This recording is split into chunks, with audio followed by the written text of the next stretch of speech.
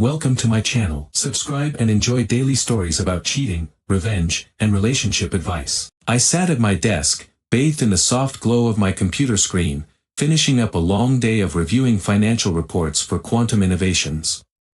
Everything seemed normal, the typical evening routine, but something had been off for weeks. Julie had been distant, often claiming she had to run errands or meet friends, though I never pressed her for details. Our conversations had grown shorter, more strained.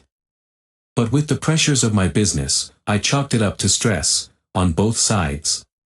It was nearing 10 p.m. when I heard the front door slam. The sound startled me. I stood up, heading toward the hallway, but before I could call out, I saw Tom standing in the entrance. His face was a mess of anger, pain, and confusion. His lip was split, dried blood at the corner of his mouth, and his right hand was red and swollen. Tom. What the hell happened? I rushed toward him, my heart pounding, trying to process what I was seeing.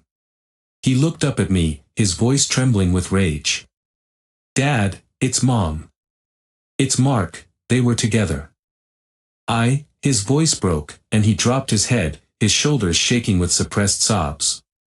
I tried to stop them. I tried to confront them. I stood there frozen, every word hitting me like a punch to the gut. The room spun for a moment, my brain struggling to catch up with what my son had just said. Julie. My wife of 15 years. And Mark. Our neighbor. A man I had shared countless beers with, who had brought his family to our barbecues and gatherings. A man I thought was my friend. They were together, Tom repeated, his voice now a low growl. In our house, a white-hot rage surged through me. I could barely form words, my hands clenching into fists. Are you sure? It was a stupid question. Of course, he was sure. The evidence was written all over his face. I saw them. I saw everything.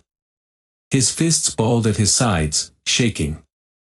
I tried to stop them, but Mark, he laughed at me, Dad. He laughed. Where are they now? I asked, my voice low, trying to suppress the boiling fury rising in my chest. They left, Tom muttered, his face a mix of anger and shame. They didn't even care that I saw them. They just left like it was nothing. I couldn't breathe. The betrayal cut deeper than anything I had ever experienced in my life.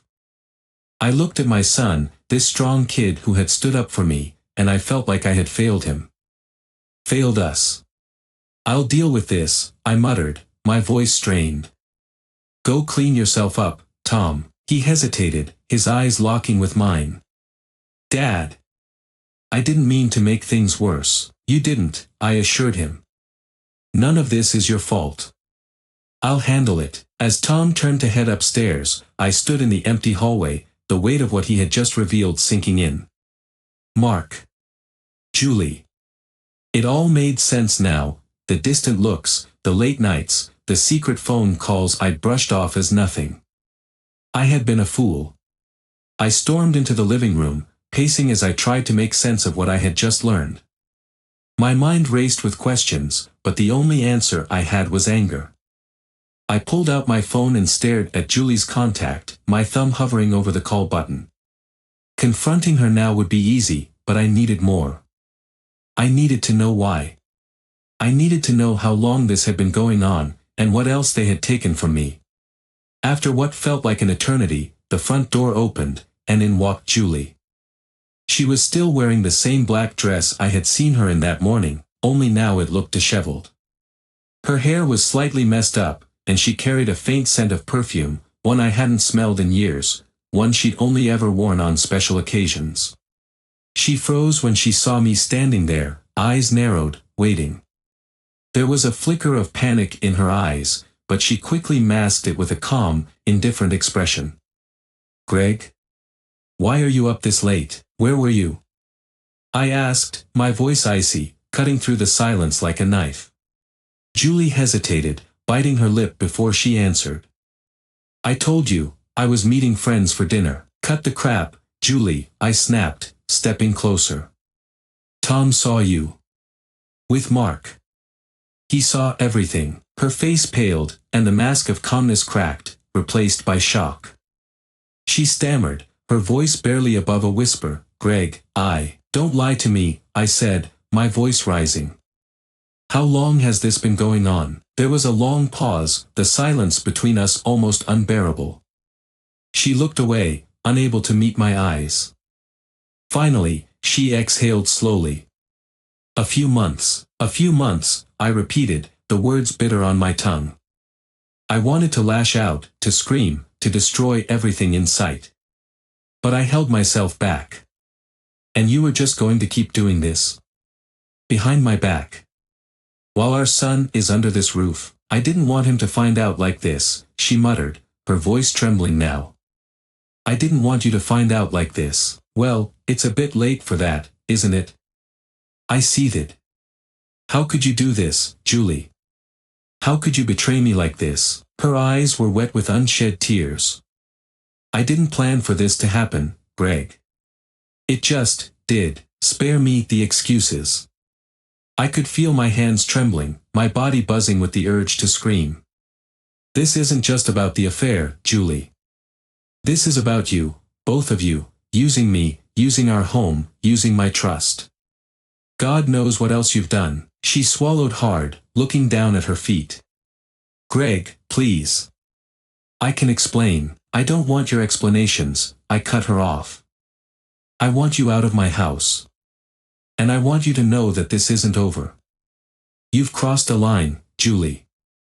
And I'm going to make damn sure you regret it." She didn't respond, didn't argue. She knew there was nothing she could say that would fix this. Without another word, I turned and walked upstairs, leaving her standing in the middle of the living room, broken and speechless. As I reached Tom's room, I found him already asleep, his knuckles bandaged. I sat down at his bedside, brushing a hand through his hair. He was still just a kid, trying to be strong, trying to protect his father. But it wasn't his job. It was mine. I would protect him. I would protect what was left of my life. And I would make Julie and Mark pay for every ounce of pain they had caused. The morning light filtered through the blinds of my home office, casting shadows across the papers strewn across my desk. The usual clamor of the city outside was drowned out by the chaos in my mind. I hadn't slept more than a few hours, and the bitter taste of betrayal lingered like a bad aftertaste. I was still reeling from the confrontation with Julie, but there was no time to wallow in despair. I had a company to protect, a son to support, and a wife to confront. As I sat down at my desk, my thoughts were sharp and clear. I needed a plan, an intricate one that would allow me to outsmart Julie and Mark without giving them a chance to retaliate. My heart raced at the thought of how they had manipulated me, how they had used the trust one placed in them against me. They wouldn't get away with it. I picked up my phone and dialed my attorney, David, hoping to set up a meeting to discuss my options. "Greg, it's good to hear from you," David said, his voice steady and reassuring. "What's going on?" "David, I need to talk about Julie. I think she's been involved in something more than just an affair," I replied, my voice tight. "I believe she may have been leaking information about quantum innovations." There was a pause on the other end. "That's serious. Do you have any evidence?" "Not yet," I said, feeling frustration bubbling within me. "But she has access to everything. If she's feeding Mark insider information, it could compromise the entire company." "Let's meet. I'll help you figure out the next steps," David suggested. "Thanks. I'll be at your office in an hour," I replied, hanging up the call with a sense of purpose. Before leaving, I pulled out my laptop and began searching for private investigators. I needed someone who could dig deep and find out just how far Julie and Mark's treachery ran. After a few calls, I settled on Sarah, a woman known for her no-nonsense attitude and impeccable track record. When Sarah arrived at my office later that afternoon, she had a determined look in her eyes, and I felt a flicker of hope. She was in her late 30s, with sharp features and an air of confidence that put me at ease. "Greg, I hear you have a situation," she said, leaning against the desk. I nodded, trying to keep my emotions in check. My wife is having an affair with our neighbor. But I believe it's more than that. I think they're conspiring against me, trying to take down my company. Do you have any proof? She asked, pulling out a notepad.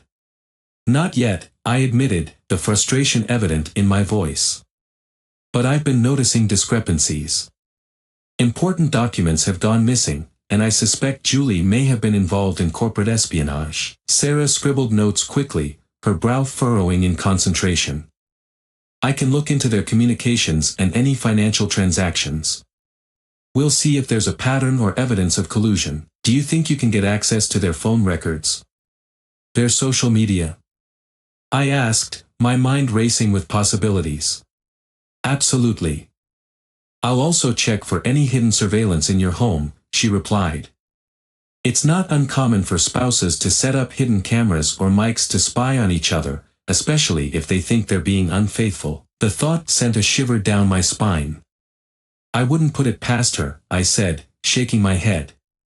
I just want to protect my company and ensure Tom is safe. Sarah stood straight, her demeanor shifting from casual to serious. I'll do everything I can to uncover the truth. But you need to be prepared for what we might find. I understand, I replied, my voice steady despite the turmoil inside. Just make sure you keep this discreet.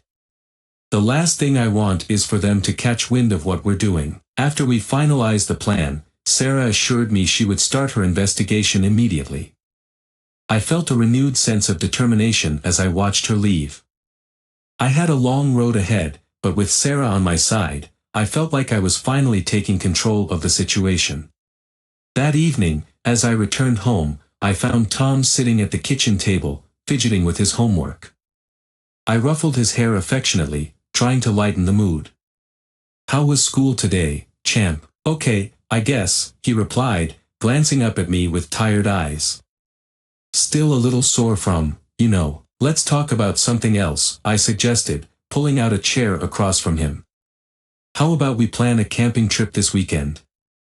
Just the two of us. Tom's face brightened a bit, his interest piqued. Really? Can we go to that park by the lake? Absolutely. We'll make it a real adventure, I said, trying to mask my own internal turmoil. Just you and me, away from all this mess. Sounds awesome, Dad, he exclaimed, a smile breaking through his earlier worry. I watched him as he turned back to his homework, feeling a mixture of pride and protectiveness. Whatever it took, I would do anything to keep Tom safe and secure, even if it meant diving into a dark world of deception and betrayal. As the night wore on, I made a mental note of my next steps. I'd keep gathering information, and once I had what I needed, I'd confront Julie and Mark. I wouldn't let them tear apart the life I had built. I was done being a victim. But beneath the surface of my resolve, I could feel the anger simmering, waiting for the right moment to erupt.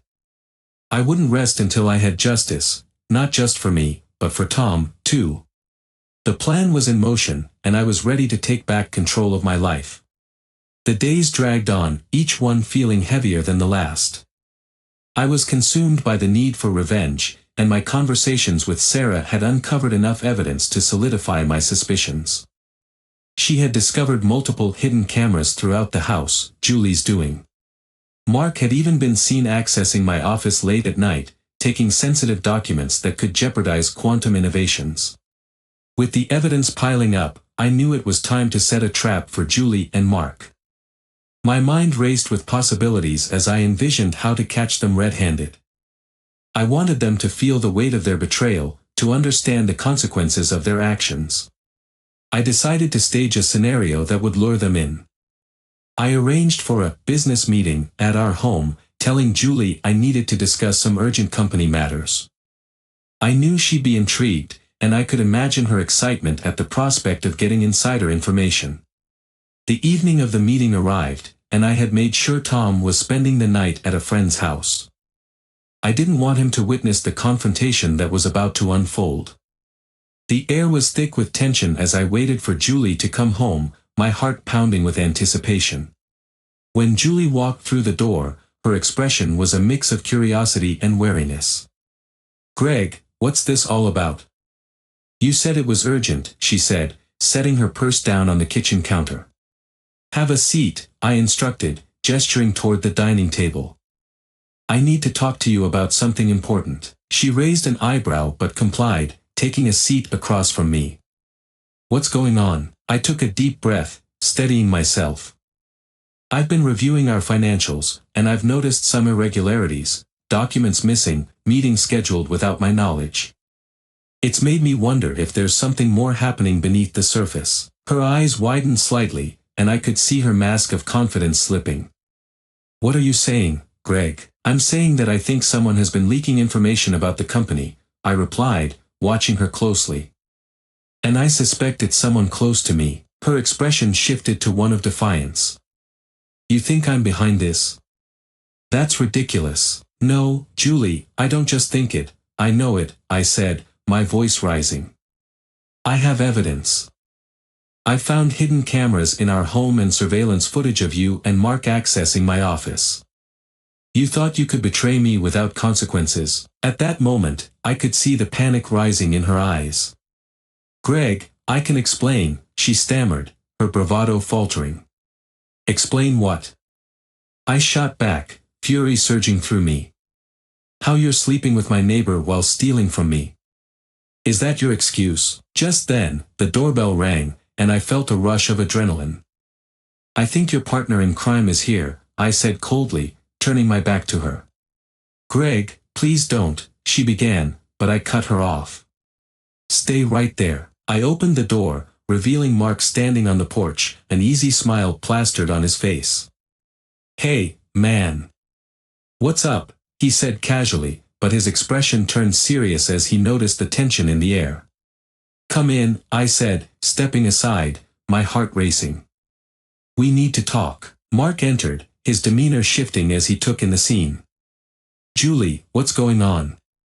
You look like you've seen a ghost." "I think we all need to discuss what's been happening lately," I said, my voice steady but low. I gestured for Mark to take a seat at the table. He sat down, glancing between Julie and me, a puzzled look on his face. "Okay, what's this about? Why don't you ask Julie?" I replied, my eyes locked on her. "She might have some interesting information to share about her late-night meetings with you." "What the hell are you talking about?" Mark shot back, looking defensive. Julie shifted in her seat, her voice shaky. "Greg, please, let's not do this here." But I wasn't backing down. "No, we're doing this now. I have evidence of everything. The cameras, the documents, and the two of you plotting behind my back. You thought you could betray me without facing the consequences." "Greg, you're being unreasonable."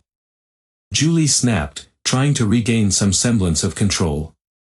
"I didn't mean for it to go this far. I don't give a damn what you meant." I roared, my voice echoing off the walls. "You've crossed a line, and I will not let this go unpunished." Mark attempted to intervene. "Look, man, let's just talk about this. We can work something out." "Work something out?" I scoffed, my anger boiling over. "You've already destroyed my family. There's nothing to discuss." Just then, I noticed a flicker of movement out of the corner of my eye. Mark had shifted, his hand inching towards his pocket. My instincts kicked in, and I felt a surge of adrenaline. "What are you doing?" I demanded, narrowing my eyes at him. Before he could respond, I lunged forward, grabbing his wrist as he pulled out a small knife. "Get the hell away from me!" I shouted, wrestling it from his grasp. In that moment, the atmosphere shifted from confrontation to chaos. Julie stood up, her face pale as she tried to pull Mark back. "Stop it. Both of you," she screamed, her voice cracking with fear. But my rage had taken over. In the struggle, I pushed Mark back, and he stumbled, knocking over a chair. He regained his balance and lunged at me again, this time with a wild look in his eyes. I knew I had to act fast. In a split second, I grabbed the knife from the table and pointed it at Mark, who had come too close. "Get back, Mark. I swear I'll use this." But he didn't listen. He charged again, desperation fueling his movements. In that instant, I felt cornered, my heart racing as I wrestled with the knife in my hand. It was either him or me. In a moment of instinct, I pulled the trigger. The gunshot echoed in the small space, loud and final. Julie screamed, her eyes wide as she realized what had just happened. I stood there, breathless, staring down at Mark as he crumpled to the floor, a look of shock frozen on his face. Blood pooled around him, the reality of what I had done crashing over me like a wave. "Greg, no." Julie whispered, her voice barely audible as she stepped back, shaking her head in disbelief. "I didn't want this," I said, my voice hollow. "But you made me do this." As sirens wailed in the distance, I realized everything had changed in an instant. The trap I had set to expose their betrayal had become a scene of horror, and now I was facing the consequences of a choice I never wanted to make. I felt a mixture of anger, guilt, and sorrow as I backed away, my mind racing with the implications of what lay ahead. The night had spiraled out of control, and I knew there was no turning back. The cold, sterile walls of the hospital waiting room surrounded me like a fortress of isolation.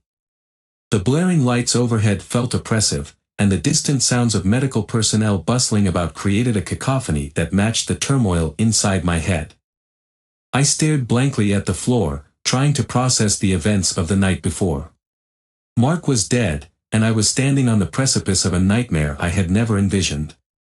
A doctor finally emerged, pulling off his surgical mask as he approached me.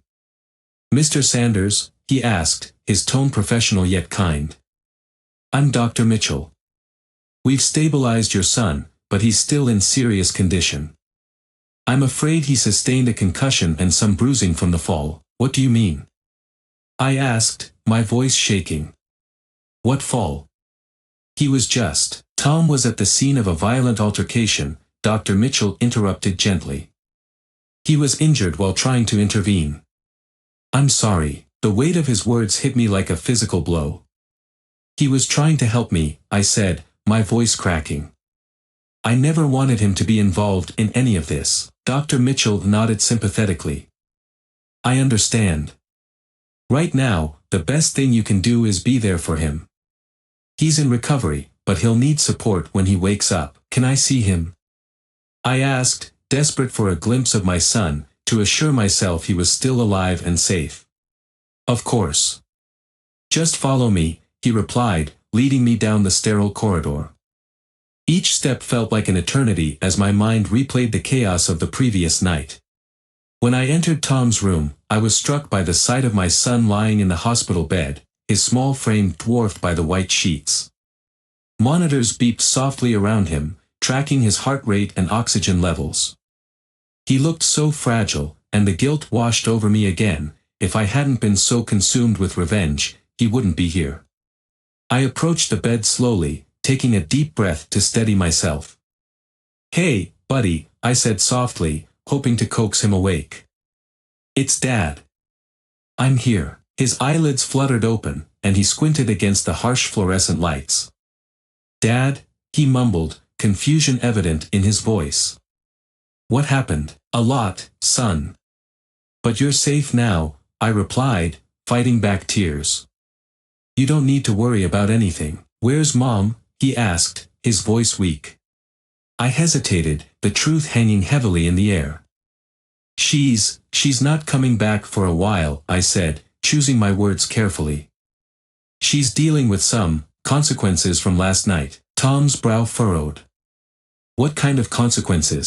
"Just some things we need to sort out," I said, trying to keep my tone light. "But right now, all that matters is that you're okay." "I'm scared, Dad," he admitted, his eyes glistening with tears. I took his hand, squeezing it gently. "I know, Tom. But you're strong, and we'll get through this together. I promise." The door swung open, and a nurse entered with a clipboard. "Just checking on you, Tom." "How are you feeling?" she asked, her voice cheerful and warm. "Kind of dizzy," he admitted. "Perfectly normal. Just take it easy. Your dad is here for you," she said, flashing me a reassuring smile before exiting the room. As the nurse left, Tom looked at me, the confusion still evident on his face. Did you and Mom fight? I sighed, struggling to find the right words. Something like that, I said carefully. But I don't want you to worry about it. Your health is the most important thing right now. I don't understand, he murmured, his voice trembling. Is it because of Mark? A wave of guilt crashed over me again. Tom, Mark was a complicated person. He and Mom made some choices that hurt us, I said slowly. But that's not your fault. But I was just trying to help, he protested, a hint of anger flaring in his eyes.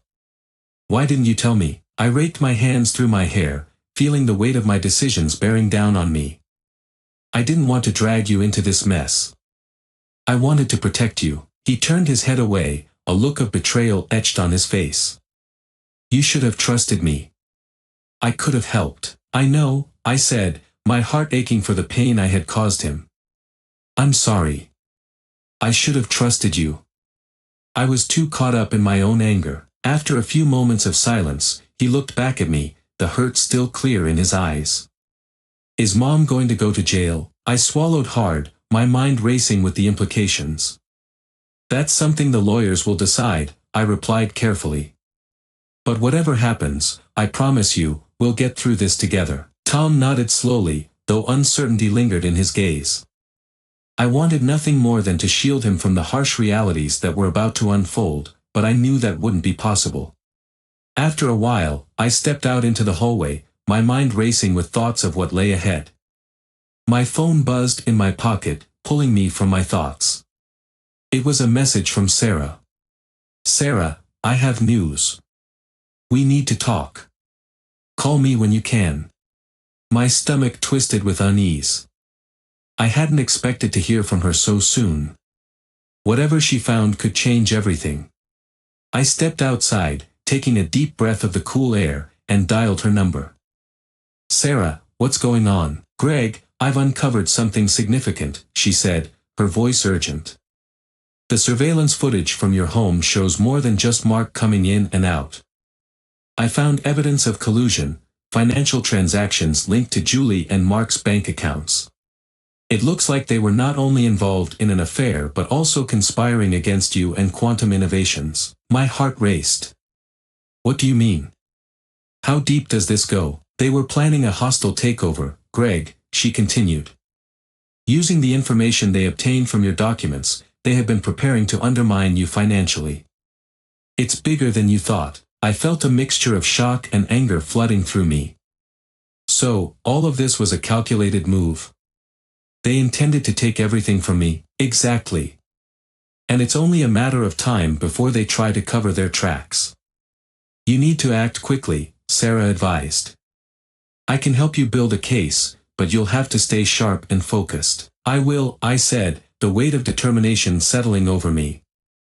I won't let them win. I'll protect what's mine, for Tom's sake. Good. I'll send over the evidence I've gathered. Let's meet tomorrow to strategize further, she said before hanging up.